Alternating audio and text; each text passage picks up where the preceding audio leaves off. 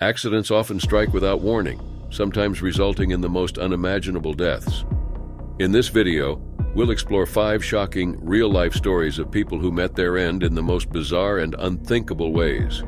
True accounts of outrageous and strange fatalities that defy all reason and logic.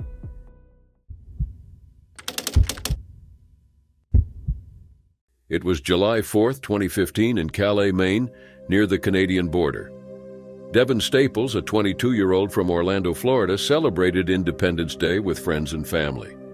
Devin, who had worked as characters like Gaston and Goofy at Disney World, was known for his fun-loving personality. The usual fireworks, laughter, and drinks festered that evening. Devin, known for his sense of humor, played around with a fireworks mortar tube, unaware that a tragic mistake was about to happen.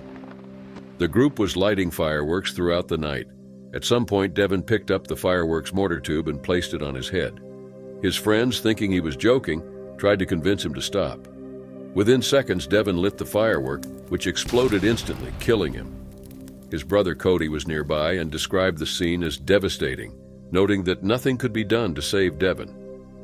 The news of Devin's death shocked everyone who knew him. His family emphasized that Devin wasn't reckless. His brother mentioned that Devin often pretended to do silly things for laughs but never intended to hurt himself. This time, however, a joke turned into a deadly accident. Devin's mother, Kathleen Staples, believes Devin thought the firework was inactive. She told CBS News that Devin assumed it didn't work and placed it on his head as part of his playful nature. But once the fuse ignited, there was no time to react. His fiancée, Kara Hawley, who was present that night, explained that Devin was likely buzzed from alcohol and might have accidentally lit the firework. She recalled yelling at Devin when she saw the fuse was lit, but it was too late. The firework was a reloadable mortar tube meant to explode into the sky. Its exact type is unknown, but its power was strong enough to kill Devin immediately. His death shows the dangers associated with fireworks, which cause many injuries and fatalities, especially around holidays like the 4th of July. Psychologists suggest that young adults like Devin are more prone to risky behavior due to peer pressure and the desire to impress others. Dr. Art Markman from the University of Texas, Austin, explained that the brain's frontal lobes, responsible for controlling impulses, fully develop in the mid-20s, making young adults more likely to take risks. Devin's history as a fun-loving entertainer might have contributed to his decision to place the fireworks on his head. Alcohol likely contributed to Devin's poor decision-making that night. It impairs judgment, making it harder to recognize danger. Devin might not have realized the risk of putting a live firework on his head, believing it was a harmless prank. After Devin's tragic death, his mother began advocating for stricter fireworks regulations in Maine. The state had only legalized fireworks in 2012 after a 60-year ban. Devin's death was the first fatality since fireworks became legal. Kathleen argued that fireworks should be regulated similarly to firearms or vehicles, emphasizing their potential danger. State Representative Michel Lajoie echoed her concerns, suggesting stricter rules for fireworks use, though he acknowledged that it's hard to prevent every accident. Devin's family and friends remember him as a kind, energetic person who loved to make others smile. He had planned to become a veterinary technician and start classes later that year. His love for animals and his joyful spirit are how his loved ones want him to be remembered. To honor his memory, his brother Cody encouraged people to do something nice for someone and show love in his name.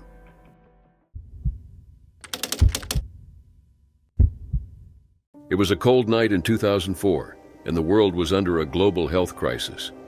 Taiwan, like many countries, was battling severe acute respiratory syndrome, or SARS, a deadly virus that had claimed hundreds of lives. Amidst this, a 45-year-old woman, terrified of getting sick, took drastic measures. She believed that soaking in a bathtub filled with 40.5% ethanol would protect her from the virus. Unfortunately, her attempt to shield herself had fatal consequences. Around 11 p.m., the woman filled her bathtub with ethanol and got in, thinking it would act as a barrier against SARS. Her family, unaware of her actions, went about their night. By the next morning, they found her in the tub, lifeless. It was 11 a.m., and it was already too late. At first glance, there seemed to be nothing unusual about her death. Her head was above the ethanol, and there were no signs of trauma or drowning. Investigators found no evidence of drugs, and her stomach was empty, ruling out alcohol ingestion. Yet her blood alcohol concentration, or BAC, was an alarming 1.35%. To put it in perspective, a BAC of 0.4% can be lethal. So how did she end up with such a high BAC without drinking? The answer was skin absorption. Normally, the skin doesn't absorb enough alcohol to cause harm. But in this case, the woman had been immersed in the ethanol for nearly 12 hours. Over time, her body absorbed a significant amount of alcohol through her skin. On top of that, she likely inhaled alcohol vapors, speeding up the process. As her BAC rose, the alcohol began affecting her central nervous system. By the time her BAC reached 0.1% to 0.2%, she was likely disoriented and unable to move. She probably couldn't climb out of the bathtub, leaving her trapped as her body continued to absorb more alcohol. Eventually, her BAC reached the fatal level of 1.35%. When her family found her, there was nothing they could do. This rare case stunned the medical community. Alcohol poisoning through skin absorption is almost unheard of in adults. However, the woman's extended exposure to ethanol and her decision to use such a high concentration created a dangerous situation. Researchers who examined the case estimated she absorbed about 1.5 liters of ethanol, enough to kill her. The SARS outbreak triggered widespread fear, leading people to take extreme measures to protect themselves. In Taiwan, over 660 cases of SARS have been reported, and 73 people have died. The woman, like many others, was caught up in the panic, but her desperate attempt to avoid infection ended in tragedy. Sadly, this case is not unique. During times of crisis, people often resort to dangerous methods out of fear. For example, during the COVID-19 pandemic, some people ingested or injected harmful substances in an attempt to protect themselves from the virus. Following the woman's death, public health officials urged the public to avoid unverified remedies.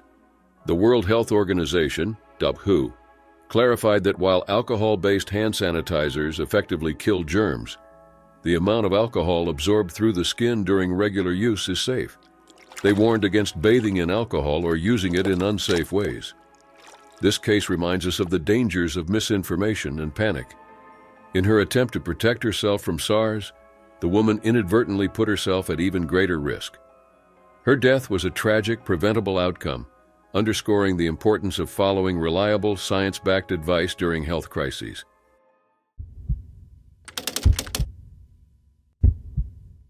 It was July 9, 1993, in Toronto, Canada. Gary Hoy, a 38-year-old lawyer, was preparing for a special event. His law firm, Holden Day Wilson, was hosting a reception for students interested in internships. The gathering took place on the 24th floor of the Toronto Dominion Bank Tower, a high-rise in the city's financial district. Gary, a respected corporate lawyer, was excited to meet the students and give them a tour of the office. However, what started as a normal day became a tragedy that would be remembered for years. Gary wasn't just known for his legal expertise. He had a reputation for an unusual stunt. He would run into the office windows to show their strength, bouncing off to prove they wouldn't break. Over the years, Gary had done this countless times without any issues. His colleagues and visitors often found it amusing, and Gary took pride in pulling off the demonstration. That day, Gary decided to show the trick again to the students. Confident as always, he threw himself at the window, and just like before, the glass held and he bounced back. But for reasons unknown, Gary wasn't satisfied and decided to do it again. This time, things went wrong. Instead of bouncing off like before, the window gave way. It didn't shatter, but it popped out of its frame, sending Gary falling 24 stories to his death in the courtyard below. He died instantly from the impact. The students and colleagues who witnessed the accident were shocked. What was supposed to be a simple demonstration had turned into a fatal accident in a matter of seconds. Emergency services arrived quickly, but they could do nothing to save Gary. His death left everyone in disbelief. Authorities and engineers were called to investigate. The glass itself hadn't broken. It had simply come out of its frame. Structural engineer Bob Greer later explained that no window frame could withstand the repeated force of a grown man throwing himself against it. While the glass held, the frame failed, leading to the tragic fall. News of Gary's death spread quickly throughout the city. People couldn't comprehend how such a thing could happen. Gary wasn't reckless or trying to harm himself. He repeated something he had done many times before. Yet this time it led to his untimely death. Gary's colleagues were devastated. Hugh Kelly, another lawyer at the firm, described Gary as a brilliant lawyer and a kind person who would be deeply missed. The tragedy shook the firm, once one of the most prestigious in Canada. A crisis team was brought in to help employees cope, but the emotional toll remained evident. In the years following Gary's death, the firm began to decline. Many believe the trauma of losing Gary contributed to Holden Day Wilson's eventual downfall. By 1996, the firm had closed its doors, marking one of the biggest law firm failures in Canadian history. Gary's death became part of Toronto's history. It was so unusual that many people thought it was just an urban legend, but the facts were clear. His story was featured in media, including the film The Darwin Awards, the show 1000 Ways to Die, and an episode of Mythbusters. Online forums even debated the event, with some questioning whether it was real. But there was no denying the truth. A man lost his life in a bizarre, tragic accident.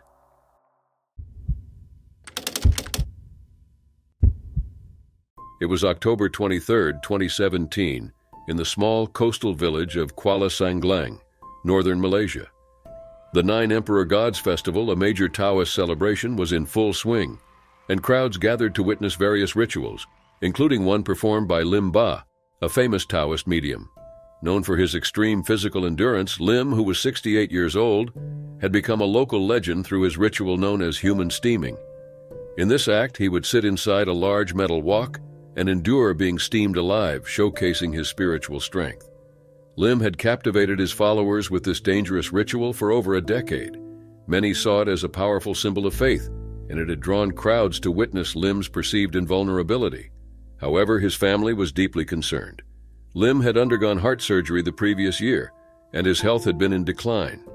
His son Kang Huai and daughter Wei Ling had pleaded with him to stop. He was on medication for hypertension and hadn't been feeling well leading up to the event. Despite their warnings, Lim insisted on going through with the performance. At 10 p.m., Lim took his usual position in the large wok. Sitting in a lotus pose, he clasped his hands in prayer, and a massive steel lid was placed over the top. The fire underneath began to heat the wok, and food items like corn, rice, and buns were steamed alongside him. It was both a religious ritual and entertainment to the audience as they watched the steam rise from the wok. Everything appeared normal initially, with Lim sitting calmly inside as he had done many times before. His previous record for enduring this was 75 minutes, and no one expected anything different this time. However, after 30 minutes, strange noises were heard from within the wok. What began as soft sounds soon became frantic banging. Lim, once calm, was now in distress. Panic spread through the crowd as Lim's son and others rushed to lift the lid. When the lid was finally removed, Lim was found unconscious with severe burns covering his face, hands, and body. He had gone into cardiac arrest, and although efforts were made to revive him, they were unsuccessful. Lim was pronounced dead at the scene, and the cause of death was determined to be a heart attack worsened by the burns he suffered. The news of Lim's death shocked the local community, where he had long been regarded as a spiritual leader who appeared almost invincible. However, his family had always feared this day would come. His son had expressed that they had repeatedly urged him to stop, knowing the risks, especially after his surgery. His daughter Wei Ling noted that although he cherished the admiration of his followers, the family constantly worried about his safety. Following Lim's death, the temple canceled all further performances out of respect. Taoist officials distanced themselves from the ritual, with some explaining that it wasn't part of mainstream Taoist practice, but rather a Fa Shu, a magic-like performance that tested physical endurance. Tan Ho Keo, president of the Federation of Taoist Associations of Malaysia, emphasized that while such feats could attract believers, they were dangerous and not recommended. Lim's death brought attention to the risks of extreme rituals.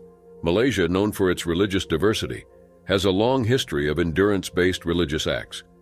Still, this incident underscored the potential danger of pushing the body beyond its limits, even in the name of faith. For Lim's family, the grief was overwhelming.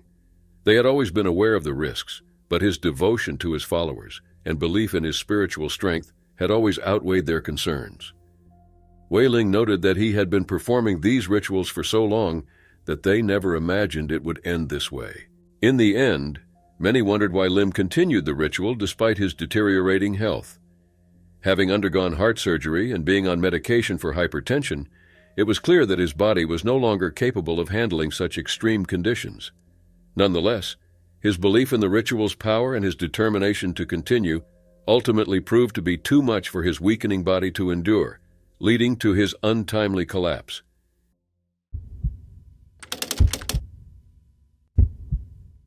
It was January 2, 2001, in Budapest, Hungary. Jimmy Zambo, a 42-year-old pop star, spent the evening at home with his wife and friends, drinking and enjoying their company. Zambo, widely known as the King, had become a legend in Hungary. His career was thriving, with millions of records sold, and his recent album, Christmas with Jimmy, was topping the charts. He seemed to have it all.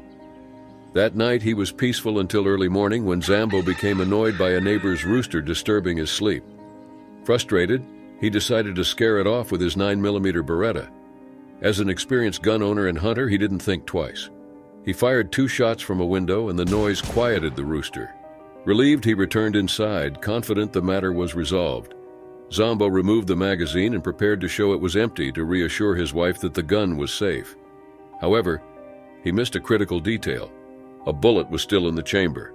In a moment of carelessness, Zambo raised the gun to his head and pulled the trigger. The gun went off, and the bullet struck him in the temple. Panic ensued as his wife and friends rushed to help him. They called for an ambulance, and he was taken to the hospital in critical condition. Sadly, despite efforts to save him, Jimmy Zambo was pronounced dead hours later. News of his sudden death spread quickly, leaving fans and the country in shock. At first, rumors of taking his own life circulated, but a police investigation confirmed it was a tragic accident. Zambo, slightly intoxicated but not heavily drunk, had misjudged the situation, leading to the fatal shooting. For Hungary, the loss of Jimmy Zambo was hard to process. Born in 1958 as Imre Zambo, he had worked his way up from humble beginnings, starting in the state radio children's choir. After performing in the United States, he returned to Hungary in the 1980s, where his career took off. His albums went platinum, and he was even named Hungary's Singer of the Year in 1993.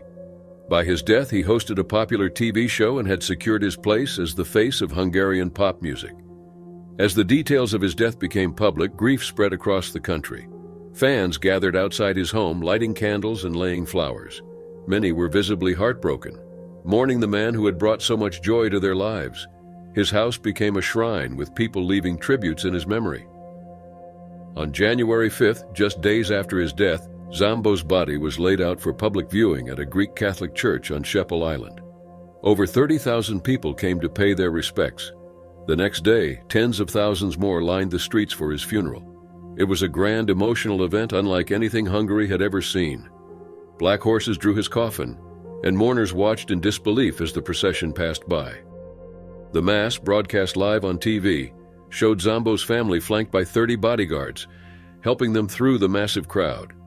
Thousands of doves were released during the ceremony as his coffin was lowered into the ground. A crown was placed on a red cushion next to him, a final tribute to the man known as the King. Fans, some having traveled hundreds of kilometers, stood by, overwhelmed with grief. His death left a significant void in Hungarian pop culture that would be difficult to fill. Jimmy Zambo's life resonated with many, especially those who had lived through tough times in Hungary during the 1990s. His music provided comfort, joy, and a sense of unity. Even after his death, Zambo's legacy continues.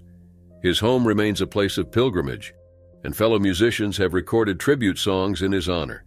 His albums still sell, and his influence on Hungarian pop culture remains strong.